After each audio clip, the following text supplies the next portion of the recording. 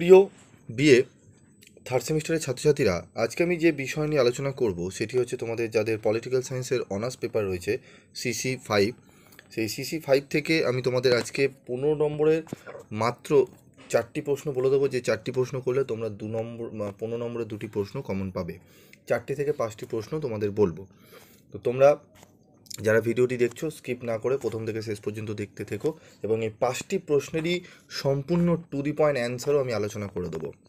হ্যাঁ, প্রত্যেকটি প্রশ্নেরই আলোচনা করে দেবো। যারা অনার্স নিয়ে পড়ছো প্রত্যেকেই জানি তোমরা বই কিনেছো, টেক্সট বই কিনেছো। যারা একান্ত কেনোনি, যারা এখনও অনার্স নিয়ে বুঝতে পারছো না যে আমি কোন প্রশ্নগুলো পড়বো, উত্তর নেই, তাদের জন্য বিশেষ করে আমি সাজেশানগুলো রেডি করেছি। তো 5টি প্রশ্ন দেখে নাও, কোন কোন প্রশ্ন তোমরা দেখবে, এবং প্রত্যেকটি প্রশ্নের উত্তর আমি বলে দেবো। তো তোমরা যারা থার্ড সেমিস্টারে নতুন, তারা থার্ড সেমিস্টারের চ্যানেলটি সাবস্ক্রাইব করে রাখো, কারণ ফোর্থ সেমিস্টারে আমি তোমাদের অনার্স পেপারের যে পলিটিক্যাল সায়েন্সের থাকবে প্রত্যেকটি পেপারই চেষ্টা করব তোমাদের কোশ্চেন এবং অ্যান্সার সহ আলোচনা করে দিতে। ঠিক আছে? একদম তোমরা যারা টিউশনি নিতে পারোনি বা পারবে না বা বই কিনতে পারবে না, তাদের জন্য টু দি পয়েন্ট অ্যান্সার, যে অ্যান্সারগুলো লিখলে তোমরা 12 থেকে 11 নম্বর অনার্সে তোমরা তুলে নিতে পারবে, একদম টু দি পয়েন্ট অ্যান্সার। তো আজকের মতো আমি তোমাদের শুরু করছি। আজকে দেখো 15 নম্বরের যে প্রশ্নগুলো খুবই গুরুত্বপূর্ণ। গান্ধীজির সত্যাগ্রহ আন্দোলন সম্পর্কে আলোচনা করো। প্রাচীন ভারতীয় রাষ্ট্র দর্শনের প্রধান বৈশিষ্ট্যগুলি ব্যাখ্যা করো। মধ্যযুগীয় ভারতের রাষ্ট্রচিন্তার বৈশিষ্ট্যগুলি আলোচনা করো।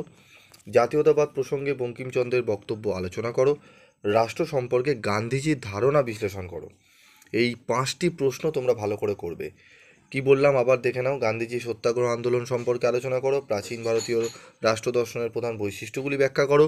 মধ্যযুগীয় ভারতের রাষ্ট্রচিন্তার বৈশিষ্ট্যগুলি আলোচনা করো। জাতীয়তাবাদ প্রসঙ্গে বঙ্কিমচন্দ্রের বক্তব্য আলোচনা করো।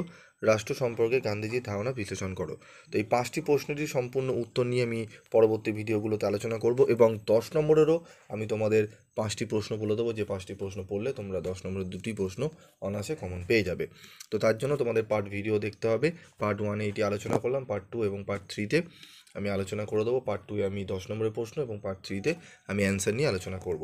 তো ভিডিওটি ভালো লাগলে অবশ্যই লাইক, শেয়ার, কমেন্ট করতে ভুলবে না, এবং যদি ভিডিওটি পেয়ে তোমরা উপকার পাও তাহলে অবশ্যই কমেন্ট বক্সে লিখে জানাবে, এবং আর কোন কোন সাবজেক্টে তোমাদের সাজেশন লাগবে সেগুলো কমেন্ট বক্সে লিখে জানাবে।